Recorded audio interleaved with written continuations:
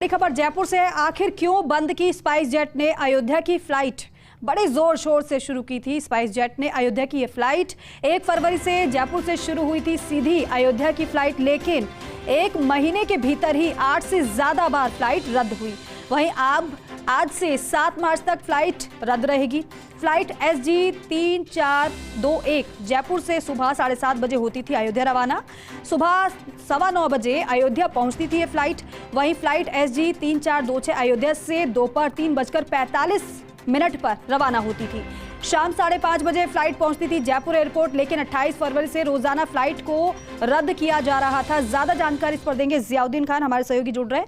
जियाउद्दीन, सवाल जिस तरीके से उठाया जा रहा है कि आखिर क्यों बंद की स्पाइस जेट ने अयोध्या की फ्लाइट, इसका कारण क्या है? क्या परमानेंटली बंद हो गई है या फिर कुछ समय के लिए बंद की गई है? अगर ऐसा है तो फिर क्या इसका कारण समझा जाए?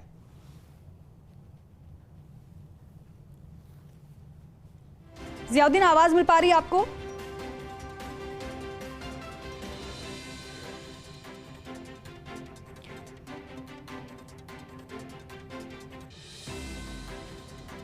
तो देखिए, सवाल यही है कि आखिर क्यों बंद की स्पाइस जेट ने अयोध्या की फ्लाइट? बड़े जोर शोर से जिसे शुरू किया गया था, लेकिन बार बार रद्द की वजह से परेशानी यात्रियों को भी हो रही थी। जियाउद्दीन हमारे साथ जुड़ रहे हैं।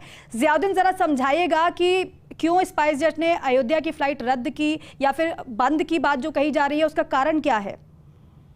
देखिएगा कि चूंकि 1 फरवरी को अयोध्या के लिए सीधी फ्लाइट शुरू की गई थी जयपुर से, और सबसे पहले स्पाइस जेट एयरलाइंस जो थी वो सामने आई थी और उसने कहा था कि रोजाना लगातार ये फ्लाइट चालू रहेगी, लेकिन 1 महीने के भीतर 8 से ज्यादा बार ये फ्लाइट रद्द हो गई।